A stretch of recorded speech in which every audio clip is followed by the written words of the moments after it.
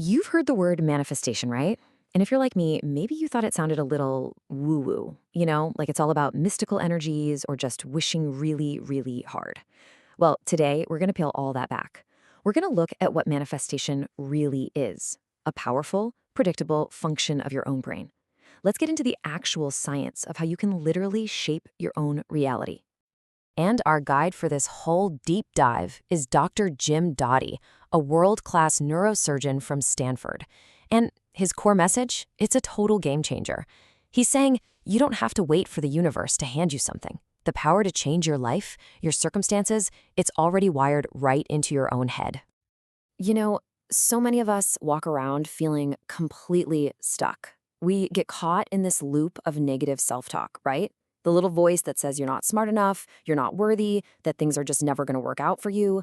It feels like this story that's impossible to escape, and it ends up limiting our lives before we even get started. But what if that story wasn't true? What if you could grab a pen and just rewrite the whole thing? That's the real question we're digging into today, this idea that you have control over the very thoughts that create your reality. And it all begins with this incredible story of a little boy in a magic shop. See, for Dr. Dotty, this isn't just some abstract theory he cooked up in a lab. This is his life. His whole journey from a really, really tough childhood to becoming this top neurosurgeon, well, it all started with a chance encounter that completely changed everything. When he was 12 years old, Dr. Dotty was just hopeless. His home life was a chaotic war zone, just filled with trauma. And one day, just trying to escape it all, he wanders into a magic shop. And there, he meets this woman who really saw him. Not his poverty, not his problems, just him. And she offered to teach him a special kind of magic, one that would change the entire course of his life. So for 6 weeks, she taught him what we would now basically call mindfulness. First, just how to relax his body because he was constantly tense. Second, how to actually focus his mind and be present. And third, and this is the big one, she taught him that the negative voice in his head was a liar. It was not the truth. Okay, so how on earth do these simple little practices create such a huge change? Well, this is where the science gets really cool. It all comes down to 2 totally different ways your nervous system can operate. So Dr. Dotty breaks it down for us really simply. You're either in fear mode or you're in heart mode. Fear mode, that's your classic fight or flight. It's all about stress, anxiety, insecurity. It literally shuts you down to new possibilities. But heart mode, that's your rest and connect state. It's where you're calm, you're open, you're creative. And here's the key. To manifest anything, you have to get into heart mode first. So let's get a really clear scientific definition on the table.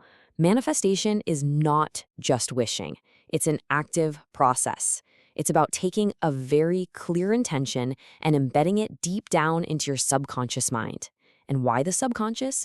Because that's the part of your brain that's working 24/7, constantly scanning the world for you even when you're not thinking about it. All right, so how do you actually do it? Dr. Dotty lays out a super specific method. First, you get into that calm heart mode. Then you engage as many senses as possible. You physically write your intention down, that's touch. You read it to yourself. Then you say it out loud, that's sight and hearing. And finally, you close your eyes and you vividly imagine it happening. It's doing all of this over and over that really wires that intention deep into your brain. So what's actually going on inside your head when you do this? Well, think of it like a 4-part relay race in your brain. First, you use your default mode network to create a new story for yourself. Then, that repetition signals your salience network, which is like a bouncer at a club, and it says, hey, this is important. Pay attention to this. That unleashes what Dr. Dotty calls a bloodhound, your attention network, which starts sniffing out opportunities in the world that match your intention. And finally, when it finds one, your executive control network kicks in and says, okay, let's go, time to act. It's this beautiful, coordinated dance. But, and this is a huge but, this is where the whole story takes this fascinating, really critical turn. Because getting what you want, turns out that's not the end of the story. For Dr. Dotty, it was actually the beginning of a much, much deeper lesson. Remember that 12-year-old kid in the magic shop? Well, he made a list, a very specific list. He wanted to become a doctor, a millionaire, have a mansion, a fancy Porsche, a Rolex watch, all the classic symbols of success. And by using these exact techniques, he got every single one of them. But here's the crazy part. At the absolute peak of his success, with everything he had ever dreamed of sitting in his driveway or on his wrist, he was completely miserable. He realized he wasn't chasing those things because he loved them. He was chasing them because he needed other people to tell him he was okay. It was all about external validation. And this led him to this massive insight. There's a huge difference between what your ego wants, which is usually about status and insecurity, and what your soul truly needs. And what we need, what we're fundamentally wired for as human beings, is connection, purpose, and being of service to others. That's where the real lasting fulfillment is hiding. And look, this isn't just some nice idea. This is hard science.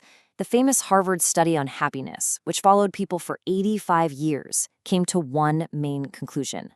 The single biggest predictor of a happy, healthy life isn't money or fame. It's the quality of our relationships and how much we care for other people. So what does all of this actually mean for you right now? It means that the power to change your world, both inside and out, it's not somewhere out there. It's right here with you. Dr. Doty has this really powerful way of thinking about that negative voice in our heads. He says that every single time you tell yourself, I'm not good enough, or I can't do that, or it'll never work, you are doing something very, very specific. You are laying another brick in a prison that you are building around yourself. And with every single negative thought, the walls just get a little bit higher, the room gets a little darker, and you feel more and more trapped by your own beliefs. But here it is. This is the most important, most empowering part of this whole thing.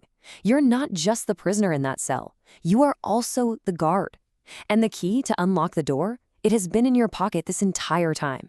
You have the power to stop laying bricks and to just walk right out. And you can start today with something so simple. Dr. Doty does this every single morning. Before you check your phone, before you do anything, just sit for 1 or 2 minutes and do this simple breathing exercise. All you're doing is intentionally shifting your body out of that anxious fear mode and into that open, calm heart mode. That right there, that's the starting line for changing absolutely everything. So as we wrap this up, I want to leave you with the question that Dr. Doty asks himself. Once you're in that calm, heart-centered space, instead of asking, what can I get today? Try asking, how can I help at least one person today? Because when you shift your focus from getting to giving, you don't just help someone else. You activate the deepest, most powerful, most purpose-driven part of yourself. And that, right there, is where the real magic happens.